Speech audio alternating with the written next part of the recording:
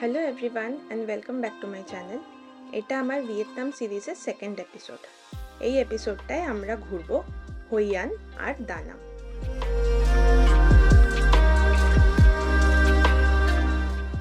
Good morning, সকাল হয়নি এখনো।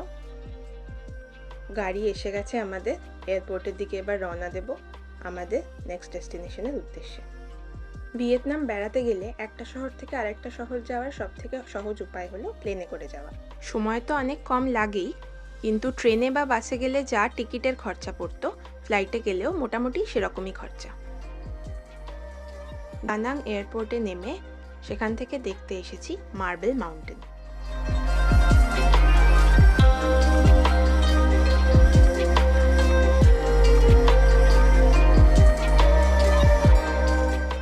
বিশাল বড় একটা পাহাড়ের গা কেটে বানানো হয়েছে এই মার্বেল মাউন্টেন।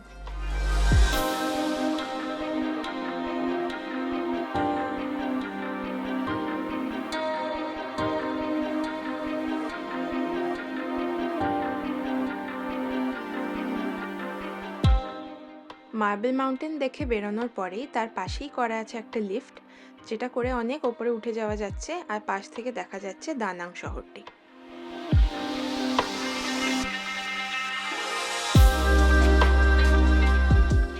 লিফট থেকে নামলেই সামনে একটা বুদ্ধিস্ট প্যাগোডা, মনেস্ট্রি আর তার সাথে একটা খুব সুন্দর গার্ডেন।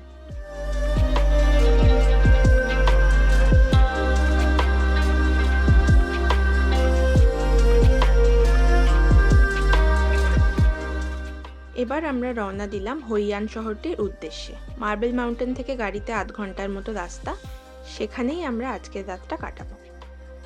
চলে এসেছি হইয়ানের হোটেলে, পাসপোর্টগুলো দিলাম আর বললো যে এখন চেক ইন টাইম হয়নি বলে কিছুক্ষণ টাইম লাগবে রুম রেডি করতে।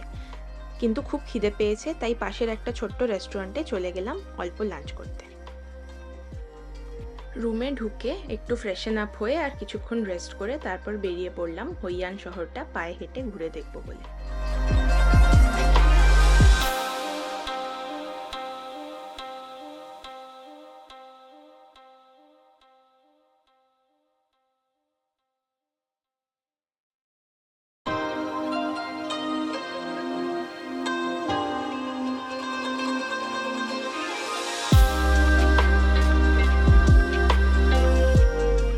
হাঁটতে হাঁটতে পৌঁছে গেলাম হইয়ানের বিখ্যাত জায়গা ল্যান্টার্ন রিভার সাইড। এখানে প্রচুর নৌকো দাঁড়িয়ে আছে, আর যে কেউ এই নৌকো ভাড়া করে কিছুক্ষণ এই নদীতে ঘুরতে পারে, আর তার সাথেই ওনারা দেন একটা করে ল্যান্টার্ন, যেটা জলে ভাসানো যায়। আস্তে আস্তে সূর্যাস্ত হচ্ছে আর সন্ধে বাড়ছে, আর ঠিক সেই সময়টাতেই আমরা একটা নৌকো বুক করলাম, করে কিছুক্ষণ বোটিং করলাম। বিভিন্ন রঙের ল্যান্টার্ন দিয়ে নৌকাগুলো সাজানো, তাই জন্য জলের দিকে তাকালেই সেগুলোর রিফ্লেকশন পড়ছে আর অদ্ভুত সুন্দর দেখতে লাগছে।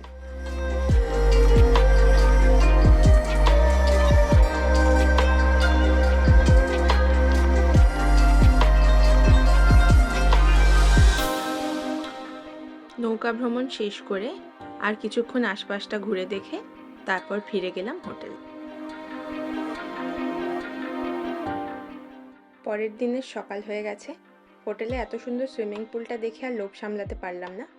কিছুক্ষণ জলে নেমে সাঁতার কেটে তারপর খাওয়া দাওয়া করে ব্রেকফাস্ট সেরে চেক আউট করে বেরিয়ে পড়লাম। কাছেই একটা ছোট্ট কোকোনাট ভিলেজ আছে, সেখানে গিয়ে আমরা কিছুক্ষণ এই বোট রাইড করব, তারপর আবার রওনা দেব দানাংয়ের উদ্দেশ্যে।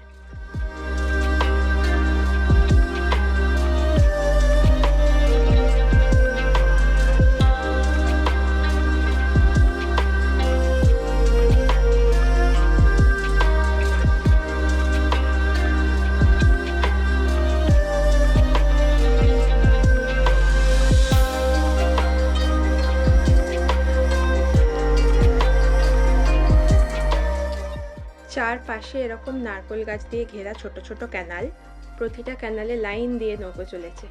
একটা নৌকোয় হয় একজন নয় দুজন করে বসতে পারে।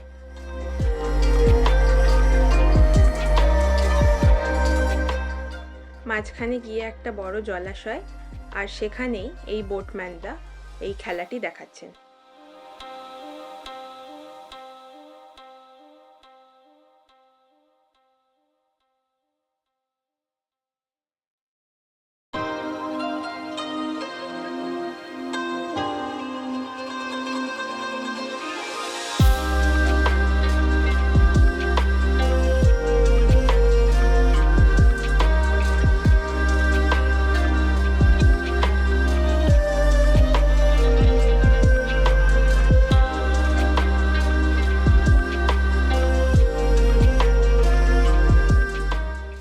যেখান থেকে বোট ছেড়েছিল সেখানে ফিরে দেখি খুব নাচ গান হচ্ছে, আর ওনারা আমাদের ভিন্ন রকমের ভিয়েতনামিজ খাবার সার্ভ করেছেন।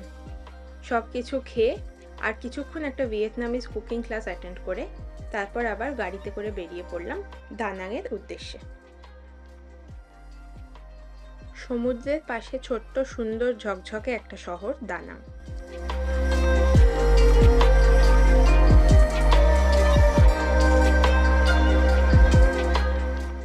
লাঞ্চ তো আমাদের আগেই হয়ে গেছিল। হোটেলে ঢুকে ব্যাগ রেখে আর ফ্রেশ হয়ে বেরিয়ে পড়লাম শহরটা দেখব বলে।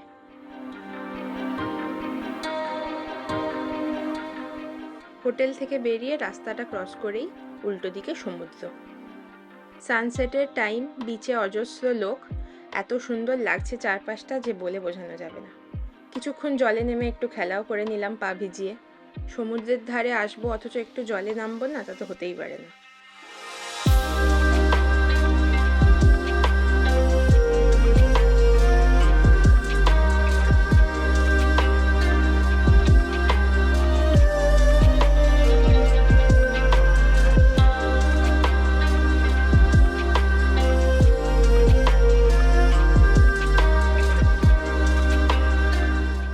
সন্ধে নামার পর একটা ছোট্ট হুড খোলা গাড়ি বুক করে সেটায় করে সারা শহরটা ঘুরে দেখলাম।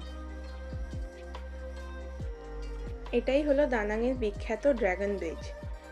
এই ড্রাগনটির মুখ থেকে কিছুক্ষণ ছাড়া ছাড়াই আগুন বেরোয়। ভিয়েতনামে যে শহরেই যাই না কেন, গোটা শহর জুড়ে রাস্তার দুই পাশে ছোট ছোট খাবার দোকান, মোস্টলি ক্যাফে।